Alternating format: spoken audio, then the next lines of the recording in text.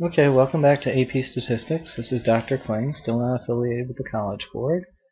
And today I'm going to take a tour of a regression printout so you can see where to find the things we're interested in.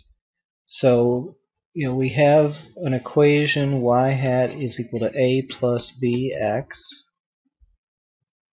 And what we're going to do is we're going to find A, and we're going to find B, and then we're going to find the standard error of B, and the t statistic, and the p-value, and all the other things that we're interested in. So we're just going to take a tour of a regression printout. So I found one on the internet, so I'm going to look at it. One, not that, that.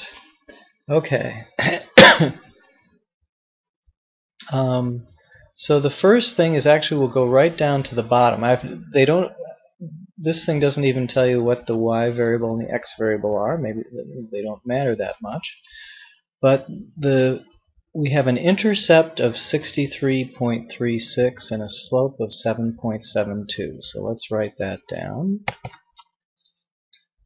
So y hat is equal to 63.36. Was that right? Something like that. I can't even remember that far. And 7.72 for the slope. So plus 7.72x. So that's our equation. Typically, if we write this down, we might write the standard error under the coefficient in parentheses. So what's the standard error? Let's go back. Standard error of 26 and 0.93. Okay, so we'll put 26 and we'll put 0.93. Okay, the ratio of the coefficient to the standard error, which is the t ratio, looks like it's over 8. Looks like it's about 8.5. So let's, but again, the computer is going to give us the t ratio. So let's look at that. Okay, 2.5 and an 8.3 is what the t ratio is. So 2.5 and 8.3. Now I promise you that a t ratio, a good rule of thumb is that t greater than 2 is statistically significant. So now here I think this had very few observations, so that will reduce the significance, but my guess is we'll still have a very, very low p-value when we have a t ratio as high as 8.3. That's the next thing we're going to look for in the printout is the p-value. Okay, so back here. Okay, so we're still down at the bottom. We had the coefficients, we had the standard errors, we had the t statistics. R value, I don't know what I assume what that really is a p-value, because those look like p-values, so I'll assume they are 0.05 and 0.0002.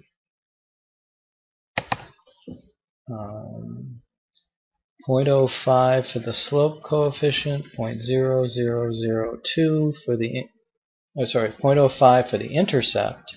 This is all the intercept. 0.0002 for the slope, which is a low p-value, and that confirms that that's statistically significant. Okay, so that's that information. We could also do a confidence interval for the slope, because we have this standard error. If we were to look up for the degrees of freedom, the t star, and multiply it by 0.93, we could get a confidence interval. That's so that's this. Let me make a note of this. These are the standard errors, and this is the standard error of A. here, and this is the standard error of B here. And the standard error of B is what we would use to construct a confidence interval. Use to construct confidence interval for B.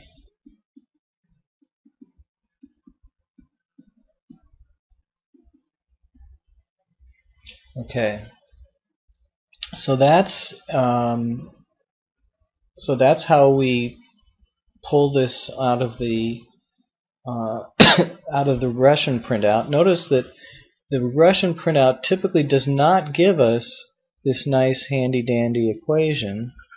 We have to instead read A and B off of something that would typically be coefficient, and it might say intercept, slope, and then it will give you the values as we saw in the table. Okay, so that's that stuff. So remember, okay, so we have the coefficients, the intercept, the slope, and we get their values, and that's typically the way we'll have to pull an equation out of a computer printout. Now let's go to the top and look at some of these other things. Okay, the multiple r is really just the square root of the r squared. So the r squared we talked about last time with multiple regression. The adjusted r squared is something where you adjust the r squared for degrees of freedom. So if there are if the degrees of freedom, let me do that. Okay, the degrees of freedom in the regression, we've been saying it's n minus 2, where n is the number of observations, and that's because we have two parameters in the regression.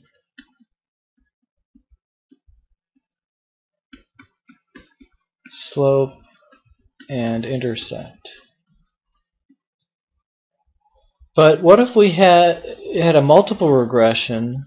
Then there are more parameters. So for example, in the multiple regression, a plus b1x1 plus b2x2, there are three parameters, a, b1, and b2. In that case, the degrees of freedom would be n minus 3.